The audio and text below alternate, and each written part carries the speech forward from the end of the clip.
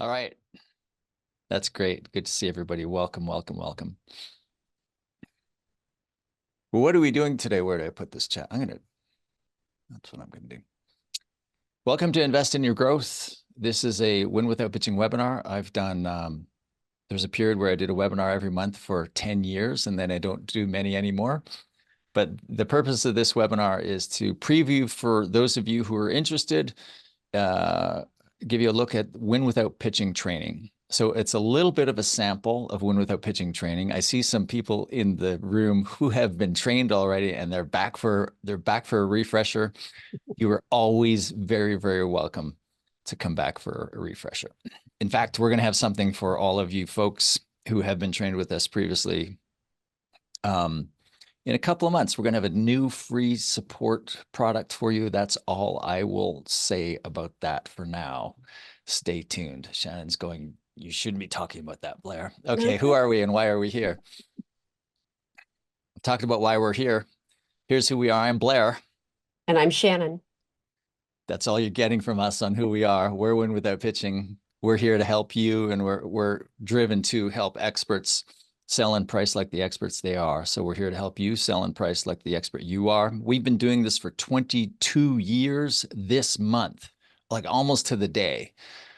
Shannon's been here for 8.5 or 9 of those 22 years, but I've been doing this for 22 years. And when we started out, our sole market, and it still is our primary target market, was creative firms.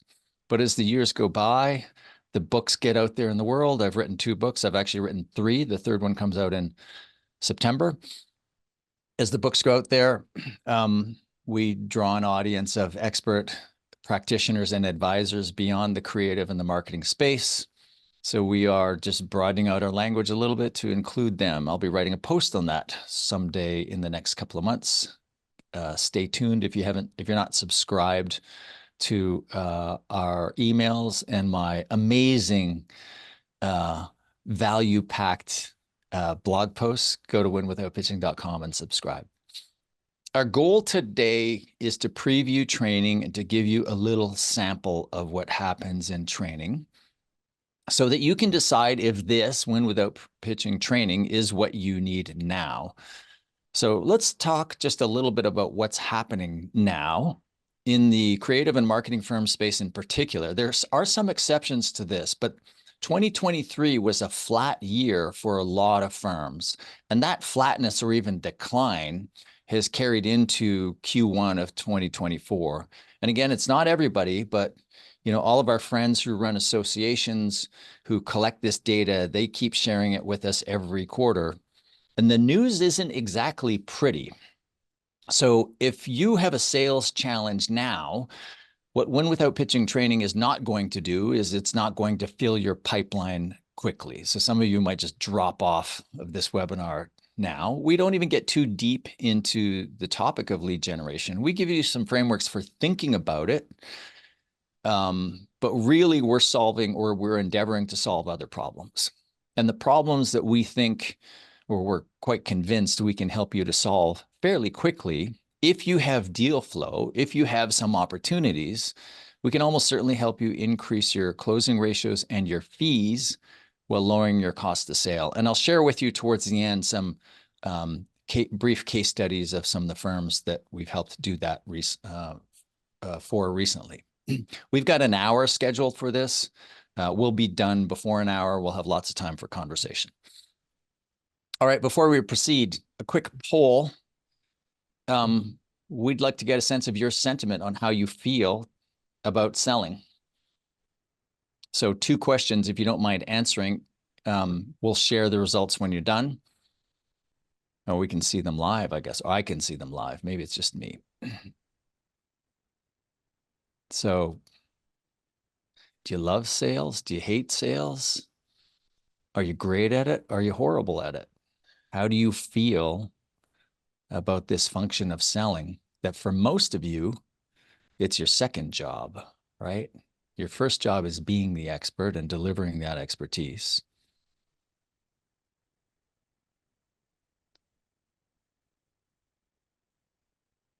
All right, we'll give it just a few more seconds, Avery, and then you can publish the results. I'll let you know when.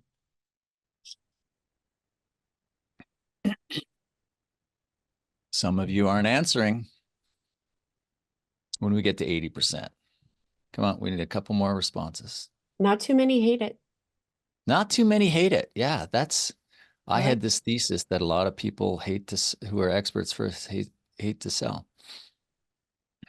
All right, there's 80%. Let me share the results.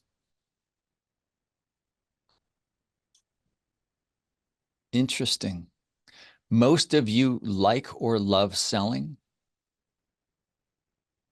Most of you feel you're good at it or neutral, neither good nor bad. There's only a small percentage of you, 3% that hate it and that think they're horrible at it. 7% think they're bad at it. 12% dislike it. Okay, thank you for that. All right, Shannyn, do you want to, I'll hand it over to you. Do you want to walk them through, oh, sorry. Yeah. Yeah. So here's what we're going to do today. We're going to share a typical sales scenario with you, something that might land in your inbox, for example, an email that you might get from a prospect who wants to talk. Then we're going to give you a chance in the chat to just give us some ideas around how you might respond.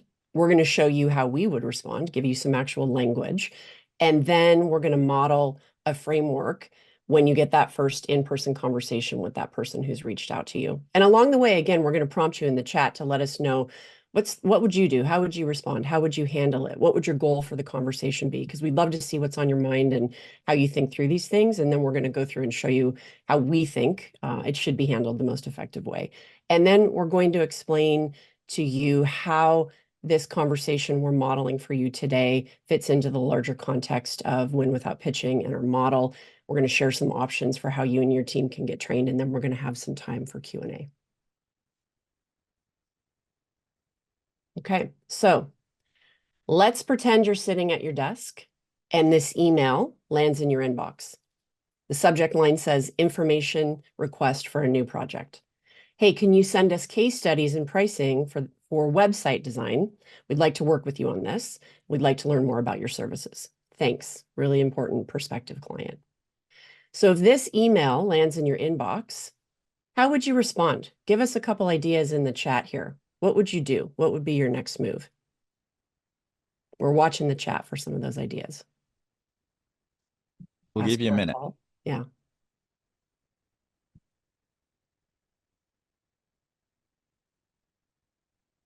Anne-Marie wins the prize for going first. Ask for a call.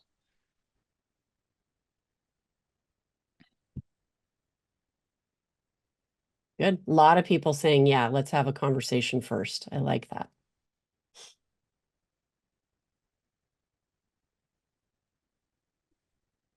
Great. Okay. Here's how I would respond.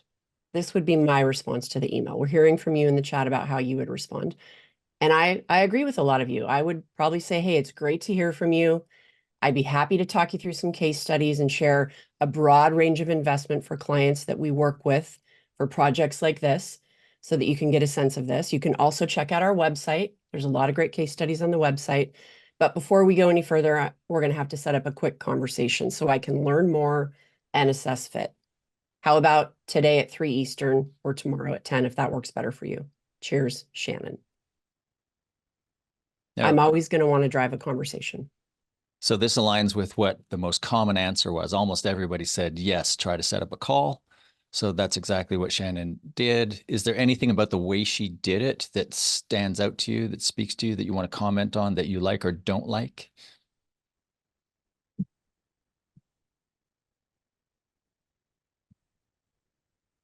The but. Yeah, 2 specific times. The alternative close. Is time date A or time date B better for you? Not which is good for you. Nothing is good for you. I know you're busy. Which is better for you?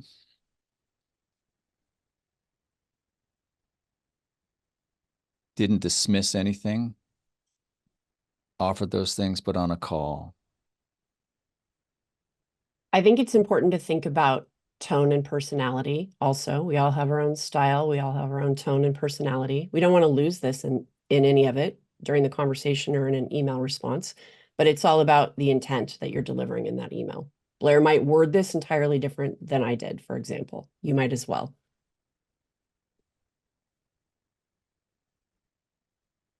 Young Blair would respond differently than old Blair. Scary. Okay. Now Shannyn gets a 15-minute meeting. The What really happens? important client replies and says, yeah, I've got 15 minutes later today. So if you get that meeting, what would you do in that meeting? Just throw some ideas in the chat with us. What would be your goal in that conversation? What would you want to cover? What steps would you drive? Throw some ideas in the chat for us. Yeah, you've got 15 minutes. What information do you want to convey, or what information do you want to glean?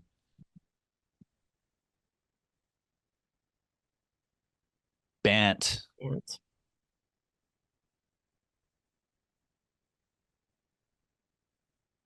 assess fit. Why now? What's the urgency? Why do you want a website? Listen, understand the client's drivers and needs. Lots of good thoughts here. Desired future state. Some of you have been through training. Should we do this, Shannyn? I'll be Yeah. the client. I'll Let's be do the this. really important client. Of course you will. So what you're about to witness is something you would do, not on this particular prompt, but something like it.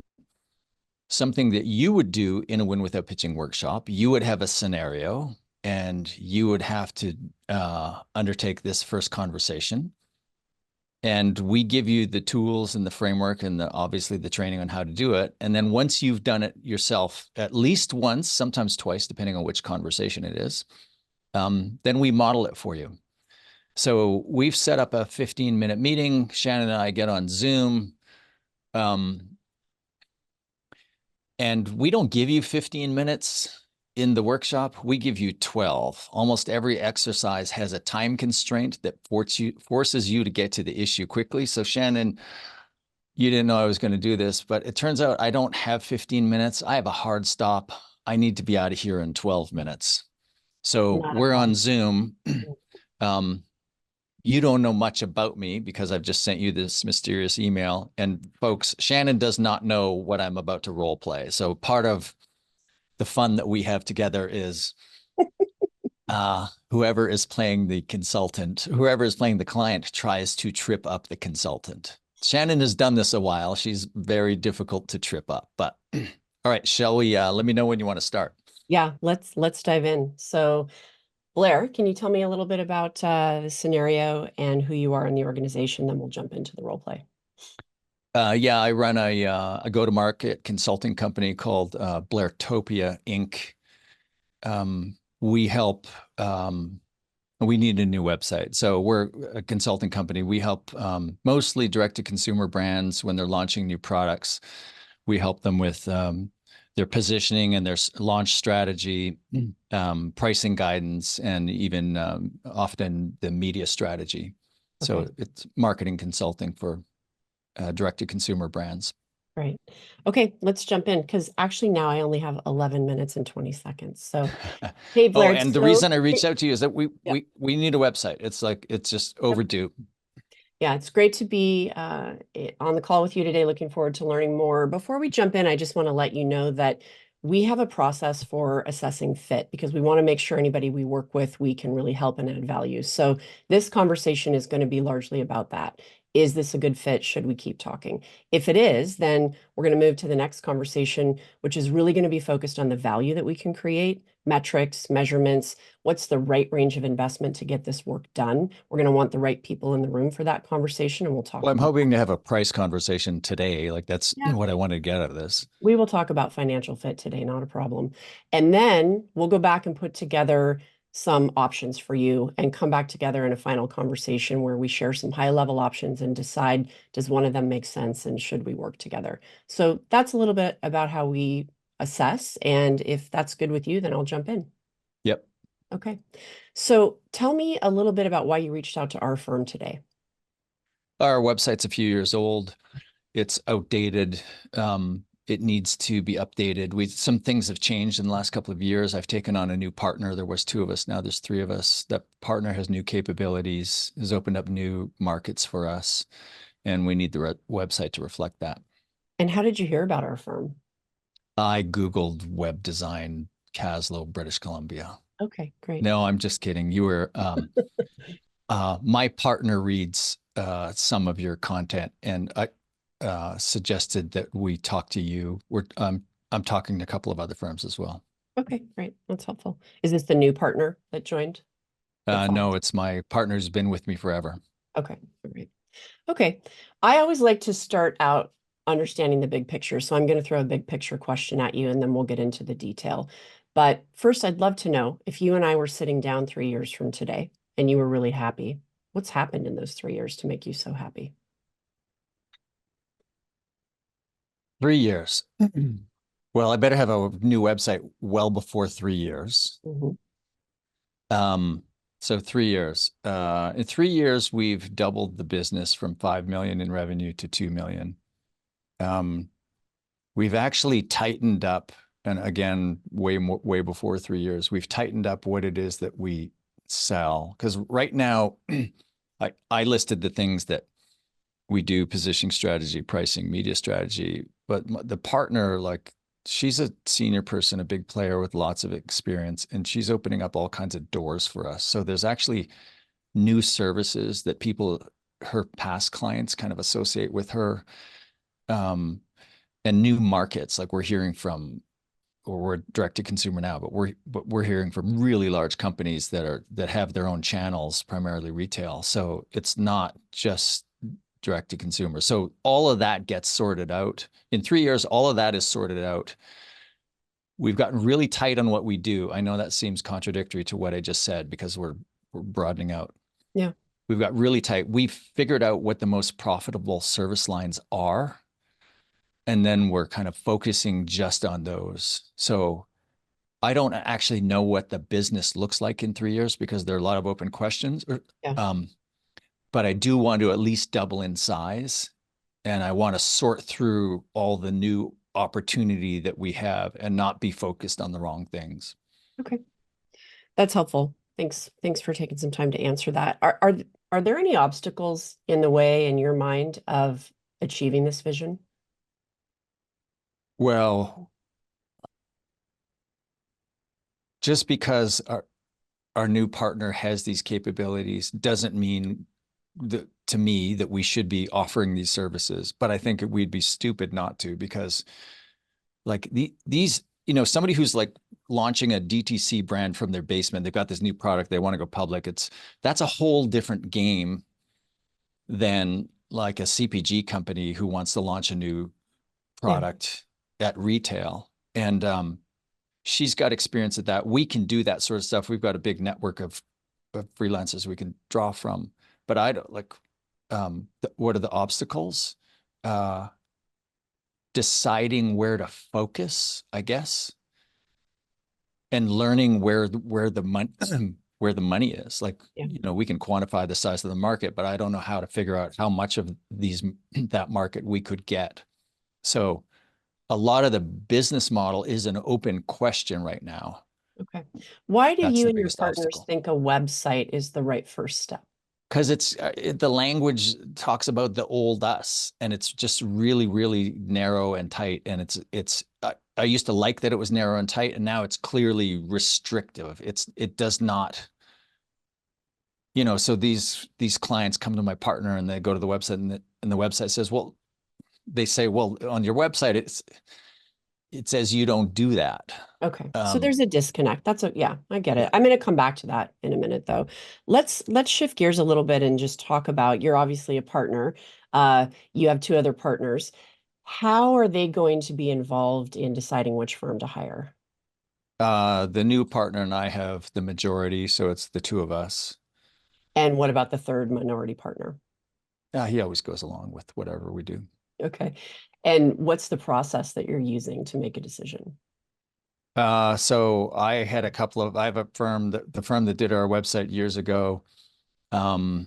and another firm that's run by a friend of mine, and then you guys. So I sent you all an email asking for some case studies and some prices. And again, I've only got 5 minutes here. It wasn't my intent to spend 15 minutes on the phone with you or on a call, but Yeah. I just want to, right now, I'm just getting high level information about like how good is your work and what does it cost? So I kind of Yep. want to get to that point. Like, Oh, we're going what's to it going get to to it. We're cost? going to get to it.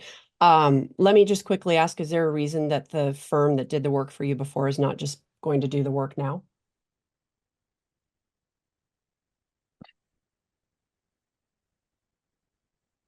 They're under consideration. It's not that they're not going to do it. Just want to see who else is out there. Okay.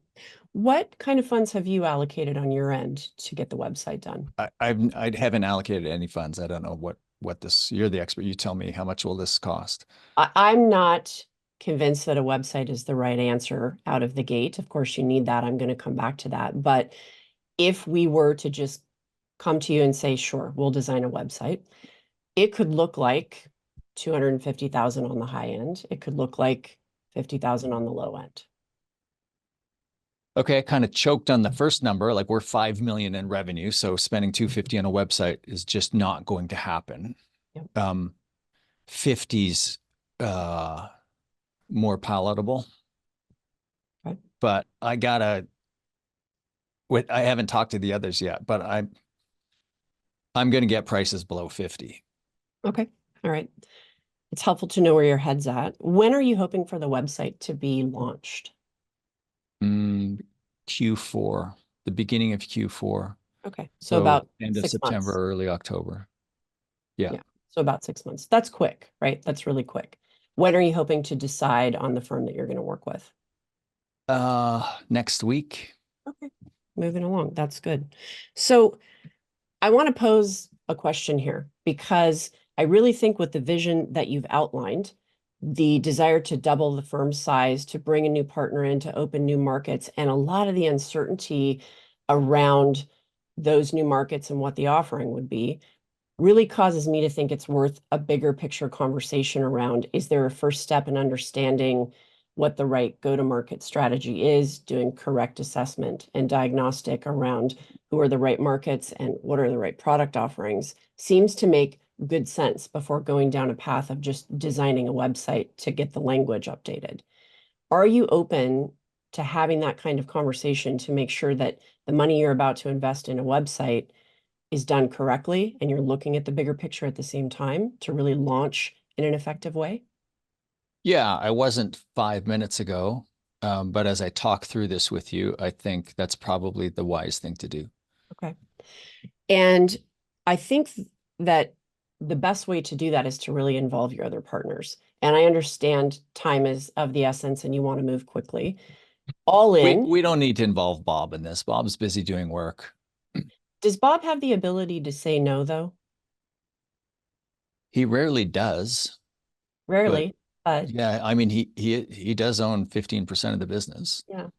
Yeah, I think it's the right thing to do to involve all three of you. The way I would have this conversation is through the lens of value and really understanding goals, part of what you just outlined. I'd like to hear that from the other partners as well. And really defining metrics of success and understanding the value that can be created for the business.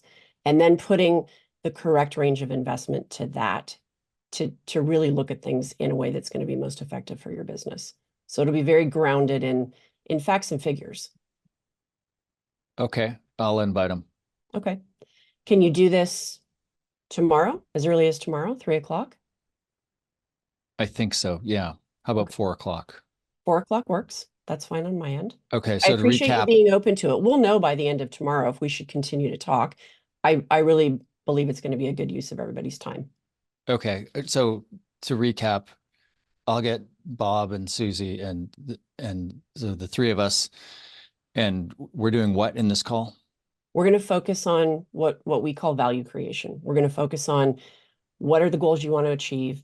How are we going to measure those goals? What is the right range of investment to do work like this? What kind of value is going to be created for the business? Not only economic value, but non-economic forms of value, and have a really good picture by the end of that. So I can go Can back you and give put me together. a specific quote coming out of that meeting? not coming out of that meeting, but we will agree to a range. And then I'm going to go back and work within that range to give you some options for how we might work together. Okay. All right, that works. Thanks. Great. Thanks, Blair. Good to be with you today. Okay.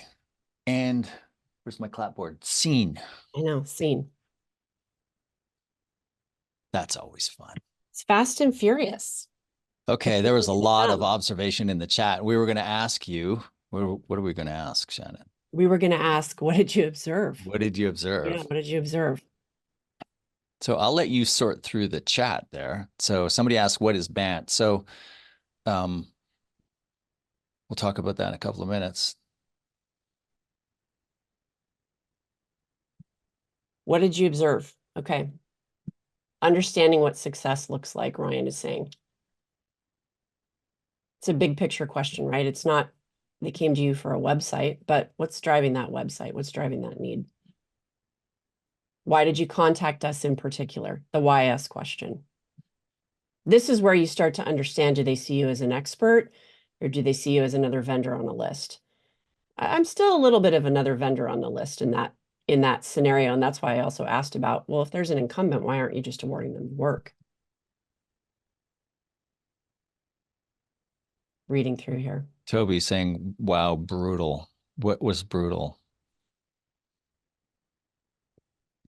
Pretend Blair is mean. That's just my face. I'm not mean. He's not mean. I just come across as mean. I'm just thinking hard.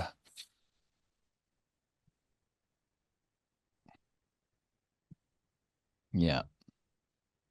Toby says, I've had a prospect entirely refuse to engage with the Dan Sullivan question. Is this a red flag? Yeah, it could be. It also could be they've just never been asked something like that before, and you might want to rephrase it and go at it again. But it could be a clue that they don't have a vision. It's really tactical in nature. Toby is referencing this, the 3-year question that Shannyn asked to put me into my desired future state. There's an 84-page book written on it by Dan Sullivan called the Dan Sullivan question. We build that into our framework. It's a way to not peel the onion of need. Why do you need a new website? Sales down. Why are sales down? It's et cetera, et cetera, et cetera. It helps you get right to the heart of what it is that this person wants. So in asking that question, you see that I show up saying I need a new website, and Shannyn puts me into the future, into my desired future state 3 years out, and gets me to describe success. And from that, she discerns, oh, this is more than just a website. And she can decide based on the capabilities of her firm. And, we don't specify what firm type hers is, but what she wants to come back within the proposal. So there's lots of little breadcrumbs of all kinds of different principles, frameworks, and ideas that we teach throughout. I want to jump on this one, Blair. Robert Friedman says, does this feel confrontational? Blair sounds annoyed. My experience is if a client's in that much of a rush, it's the wrong time. Yeah, I think what you want to remember in that moment is you don't want to give in to their hurry, right? You want to stick to your process. And yes, inside, I was feeling like, God, he's putting a lot of pressure on me. Outside, I'm saying to myself, that's him. That's his challenge. I'm still going to decide if this works for our firm, if I can provide value. And you may decide in the end, yeah, it's too much of a rush. It's not the right fit for us, and you can walk away. I was going to continue to push because I believed if I could get those 3 partners in a conversation, we could all take a breath together and slow down and have a conversation that was more meaningful and decide then if we proceed or not. So you have to make those decisions in the moment.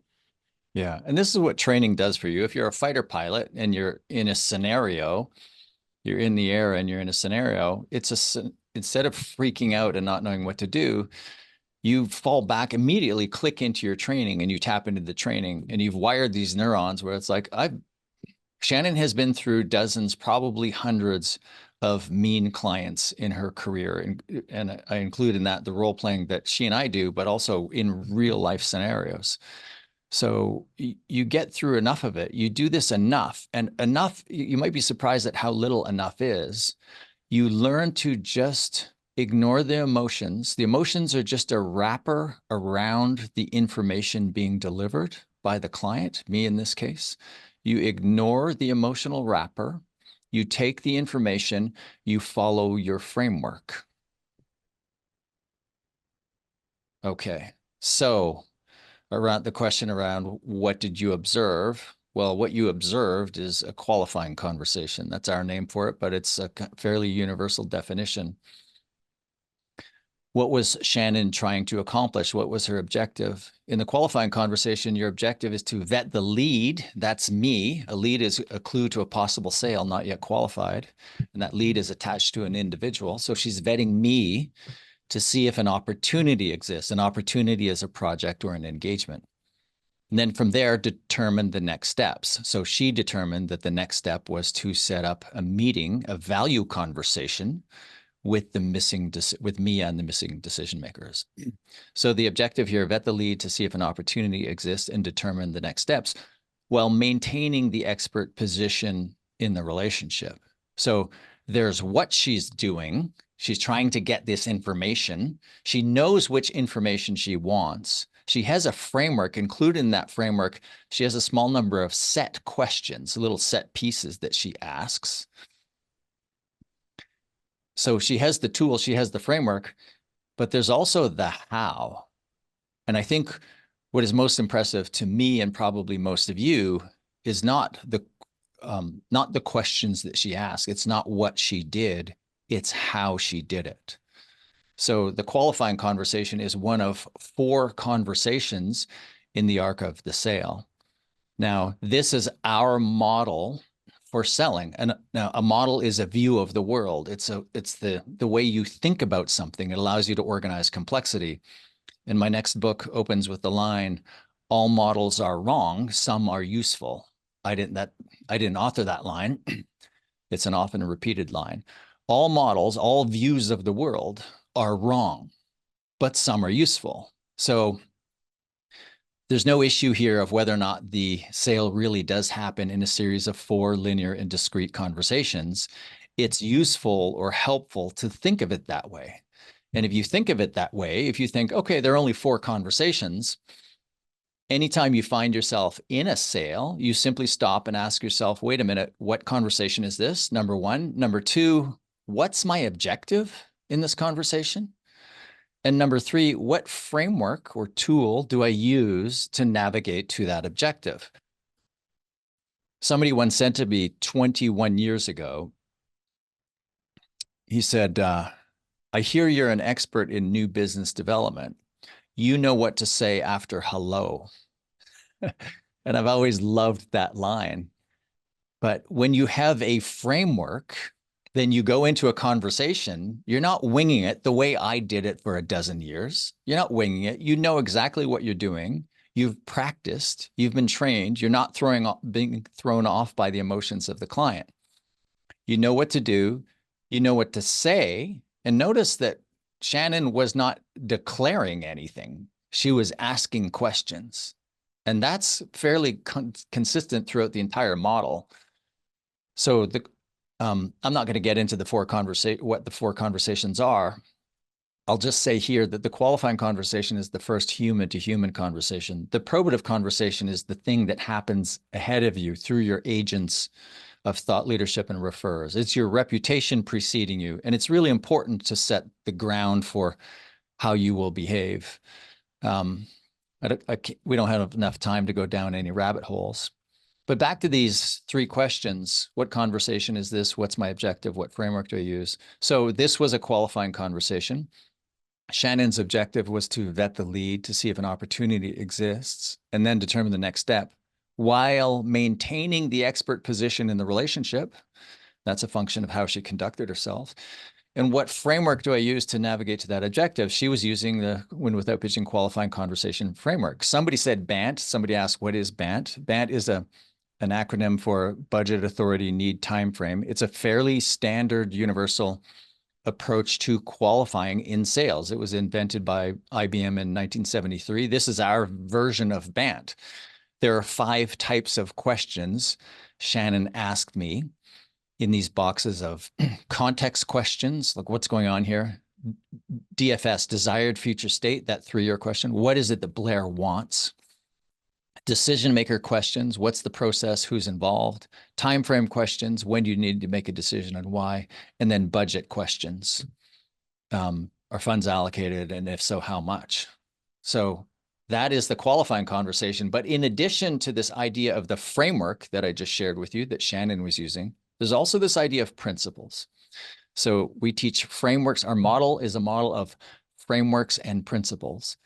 Principles are the ideas that you embody as you are navigating through a conversation to its objective. You're using a framework to navigate to a conversation's objective. And while you're doing that, you're trying to embody certain key principles. So mindset first is, there's a little tool, a mantra that we use, that Shannyn would use to get herself into the expert mindset before the conversation. So she'll say a few things to herself to make sure that she is behaving, showing up and behaving like the expert and not like a needy vendor. So it starts with mindset. And then let's just go through this list of quickly. These are core principles of navigating the sale in Win Without Pitching training. This idea that selling is leading. Shannyn led me through that conversation. She was in charge. She was not kind of distracted or distracted by the fact that I have the money. And most people think that it's the client who is in the power position in a qualifying conversation, because they're also qualifying you. I didn't get a chance to ask any qualifying questions, really. And you think you're on the defensive and the client is leading. No, no, no. You are the expert. The sale is the sample of the engagement to follow. If you are an expert in your daily life, if you are the practitioner or the advisor, then our point of view is you have a responsibility to show up that way in the sale. So what Shannyn is doing for me, right from the first moment I interact with her, is she is modeling for me, the prospective client, what it will be like to work with her. And she is the expert. She will lead the engagement, or her people will. Therefore, it's incumbent on her to lead in the sale. And she's doing that exactly. These other principles: say what you're thinking, don't nod yes, smiling, thinking this is the stupidest thing I ever heard. Conversations instead of presentations. She didn't have a deck. There's no information she needed to impart to me. Win the race to object. If there's an objection in the room, a reason why it might not make sense to do business together, she will put it on the table and have me address it, rather than wait for me to put it on the table and have her address it. Embrace silence, leave room for me to answer. And then this idea of feel free to say no. It's like, that's all right if this doesn't work for you. That's fine. So those are the core principles of navigating the sale as we introduce them at the qualifying conversation, the first human-to-human conversation. There are a couple more principles we layer in for the value conversation, and a couple more we layer in for the closing conversation. But all of these principles are really the principles of how an expert should behave. They're the principles of how you should behave in your engagements with your clients. And we're saying, bring that version of you, expert you, to the sale. You don't need to show up like a salesperson. I'll come back to that in a minute.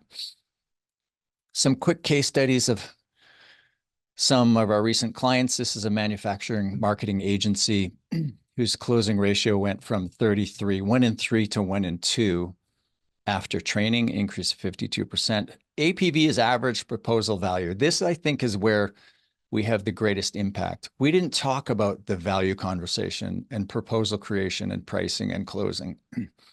If you've read my book, Pricing Creativity, then you've already got some guidance on that. We practice all of that in the workshop and private training as well. So here, private average proposal value went from 54,000 to 189,000. That's the average proposal, up 250%. Revenue went from just under 2 million to just under 3 million. Here's a larger firm, a customer experience agency. They were 33 million when we worked with them. They went to 43 million in 2 years and sold in year 3. Closing ratio went from 35% to 63%, which is really high, 80% increase. Average proposal value, they were writing proposals that averaged 600,000, went to 1.3 million. And the quote from the owner was, after they sold, he attributed 25 million in enterprise value that he received and put in his pocket. That was a direct outcome of Win Without Pitching training. We don't just work with creative and marketing firms. This is an investment advisory firm, client of ours. They measure everything quite precisely. Their closing ratio before was 26%. I always find we ask clients to self-report on closing ratios, so we have to take the numbers with a grain of salt. They track these quite diligently. The other numbers, some of them are kind of approximations, right? The average across all B2B sales is 26%. It's exactly 26%. So this company who has a large data set and is very precise in their measurement is right at the average. Coming out of training, people have been trained, and we're not done training everybody yet, up closing ratios up to 60%, up over 100%. This average, instead of average proposal value, it's average effective fee. So their fee is a function of assets under management typically, and that's the way it works in the industry. It used to be 46 basis points, so just under half a percentage point of whatever assets they're managing was fees. They raised their fees almost 60% in an industry where it's understood to be impossible to raise your fees. And their new revenue run rate directly attributed to training, they're projecting they will earn an extra almost $13 million in the first year post-training. The other cost of sale metric that they measure is decrease in average time to close, dropped by 10 days. And again, they measure all these things quite precisely. I wrote a post recently. It's called The Dichotomy of the Expert Salesperson. Avery will share a link in the chat. David Baker and I, my podcast partner, talked about this post too. So Avery will share that link. And it really gets to the heart of why Win Without Pitching is different without kind of saying so explicitly. It's fundamentally, we believe that expert you is the version of you who should show up in the sale.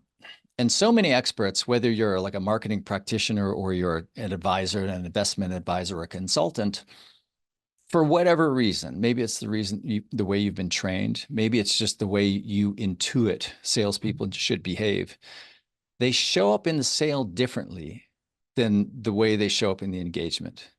And what we're trying to do through Win Without Pitching training is to get you to drop that second persona of salesperson you that does, in a lot of ways, does exactly the opposite of what expert you does in the sale. So you're creating this this disconnection, this dissonance in the client's mind when you show up a certain way as a salesperson. You think of how Shannon showed up in the sale. That's the person I want to work with. So I want her to model for me, the client, who are you? What roles are each of us going to play? How are you going to behave once I hire you? And when you think of sometimes the needy vendor version of salesperson you shows up, you're sending all the wrong signals to the client. So that's what Win Without Pitching training does. It lets you sell in price like the expert you are. If that is appealing to you, I'll turn it over to Shannon and you could talk a little bit about the workshop that we have coming up and also the private training options. Yeah. Yeah. So a great way to get this done, kind of rapid fire, but with a lot of value, you walk away with real skills you can put to place in your next sales conversation, is to come in to the workshop that we run. It's 4 days, 3 hours each day. The next one is June 3rd through 6th. And you get 2 free months of group coaching with the purchase of a workshop seat. And that group coaching happens twice a month. You come in with other peers who have been through training, and we role play and we help you master these things. And so it is just a very action-oriented 4 days together. It's not us talking at you. There are little bits of that, but the majority of it is spent in actual practice sessions, role-playing, workshopping real scenarios from your business. All right. Do you want to take some questions? Let me just get back here. So if you have any questions on what you saw or the training options, we haven't really talked about team training options, but we have all kinds of team training options. But the big thing, even if you represent a large team, a really good way to do this is to attend the public workshop and sample this and see if this is right for your team. David asked, you also mentioned private coaching. Do you want to speak to that, Shannyn? Yeah. So as Blair was saying, the workshop is one way to get it done. We can also talk to you about more of a custom private training engagement where we get a better sense of what's going on, what are the goals, have a value conversation, and put together an option for you that is more of a one-to-one or one-to-many if you have multiple people on your team, coach-led training and coaching engagement. And that's where we can get in and work really specifically on the unique things about your business and work one-on-one with folks who maybe need a little more training and practice than others and have a different kind of effect where we're helping you to fully operationalize this across your firm. That's a conversation you would have with me. Just reach out to me and we'll talk through what that looks like. Yeah, if you have any questions on any of this, you can reach out to Shannyn. Taylor asks a good question. Have you ever considered value-based pricing for the workshops in order to capture the value created by the training? We have considered it extensively and for multiple reasons. And one of our core principles is do what we say, lead by example. So we sell the way we advocate that you should sell, and we price the way we advocate that you should price. Now, different business types and different business models, that means different things. And so we've thought about it and we've chosen not to, is the answer. This question from Fraser. In a qualifying conversation, what if you get a question from a prospect that says, what difference does it make how much value will be created on our end? Surely it's the same for the work.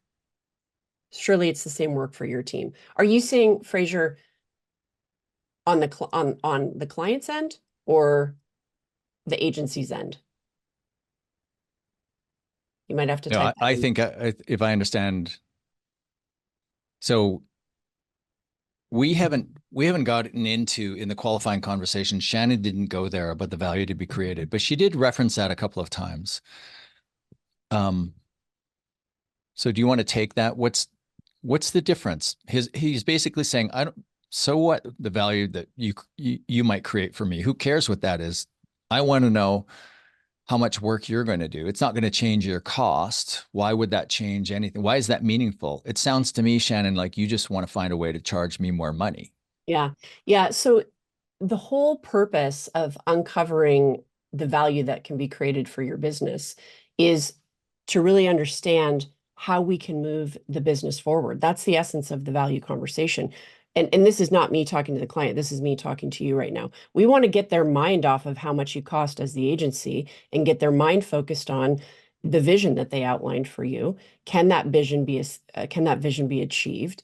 What kind of value in economic or non-economic forms does that create for your business to move your business forward? So it's very much a conversation tied to those goals with the appropriate kind of investment that they need to make to get that done. That's what we're going for in that value conversation. Ollie has a question about people in a workshop, and then there's some other content questions. So I'll answer that one. So a workshop, there's 18 people in a workshop. It's capped at 18, and there are 2 win without pitching coaches. So there's a high coach to pupil ratio. Now, Brad has a good question. So when do you get to explore potential scope? During the qualifying conversation, after value conversation? If we're heading toward a paid diagnostic, I want to get a sense about how sticky the situation might be. Yeah. Well, I think if it's hard for you to understand what is happening, the client doesn't have a sense of what is really happening, that's when you would want to do a paid diagnostic to get a better understanding, to understand how sticky that situation might be. What we're trying to do through the course of the model is to keep you away from being solutions oriented, solutions focused until the right time. The right time for that is going to be when you get through qualifying value and sit down with your team to then think about solutions in the form of this 1-page 3-option proposal. That's the time to do that. It doesn't mean you aren't going to touch on it maybe here and there during the course of qualifying and value, but we don't want you to go down the rabbit hole of starting to diagnose and starting to apply solutions until you have a good understanding of the challenge and the goals that that client wants to hit. So, sometimes somebody just needs a new website because the old one, it's just looking dated, right? It's just really a redesign. Shannyn asked the right questions to very quickly get to the issue of, well, is this a redesign? And what she discovered is, no, there are fundamental business model questions that are open here. There's kind of some opportunity for strategic guidance. Now, you might not be in that business. You might be just in the get it done quickly website design business. So you might not take the value conversation, or sorry, the qualifying conversation to the depth that Shannyn did. But Shannyn saw an opportunity and realized, oh, this is bigger. This is bigger than just a website. There are all these open questions. Let's have a conversation with everybody. And then at the end of the value conversation, she might, in that conversation, or when she comes back with a proposal, she might propose a diagnostic at that point, or she might propose in the closing conversation, a more complete solution. Maybe the diagnostic is a part of it. So there's no kind of a right way to do that, but Shannyn is what I mean by that is you're free to structure your solutions however you choose. But Shannyn saw an opportunity. She was speaking with one of the business owners. Her next step was, well, let's get all three of them on the same page together. And if you can get all three of those business owners, in that case, all three decision makers together in a room, you are in control. You are in control of the trajectory of the sale. Mike asked a question, could you expand on the race to object, putting the objection on the table first for the client to deal with? You all know the common objections that you come up against in your business. I would encourage you to sit down and just make a list together, right? It could be price, schedule, capabilities, expertise. The team isn't the client side. The team is not on the same page. You need to facilitate that. There's all sorts of things you come up against. So understand what those things are and strategically place those on the table throughout the sales cycle for that client to respond to and to deal with, and to see if in fact you can overcome those things and get past them, to keep talking. We don't want you to necessarily have to be on the receiving end of it where they're putting objections on the table for you to deal with. Mostly because you know what those objections are. So get ahead of it. That's the point. Guillaume's question, have you ever considered, we're getting all these have you ever considered questions. Yeah. Building an offer where firms could work with Win Without Pitching salespeople for hire, maybe at least for the qualifying conversation. We have considered that, Guillaume. We are in the business of teaching people to fish. We are not contracted fisher people. It's because we know you can do it. We know you can be trained to do this. I love the AIs. Okay. We're going to wrap up here. I want to circle back to Brad's comment about like, when do you get to scope? I know you touched on it, Shannyn, but so I guess what I was starting to say is, well, if you're just a transactional web design firm, you would get to scope in that conversation. But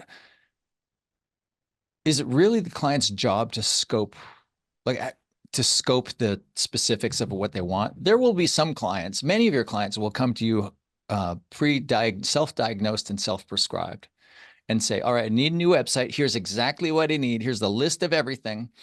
And I need it by this date and this price. And imagine you're meeting face-to-face and they kind of hand you this piece of paper. This is exactly what I need. Your job in that moment, as the expert, is to look at that piece of paper and go, great, thanks. Put it aside. Let me ask you a few questions. It's 3 years from today. You and I are having coffee. You're really happy. What I want to know is what's happened to make you so happy. Then I grab my pen and I start taking notes. So the client comes to you scoped, self-diagnosed, self-prescribed. Your job is to put it aside. Just imagine you go to the doctor and say, okay, I've got this thing, this lesion on my back. I think it's this. I want this. I want you to take it out, or like whatever it is. The doctor doesn't go, yeah, sure, I'll grab my scalpel. That's malpractice. And it's malpractice in your business too. When a client comes to you self-diagnosed and self-prescribed, and you proceed to operate based on that prescription.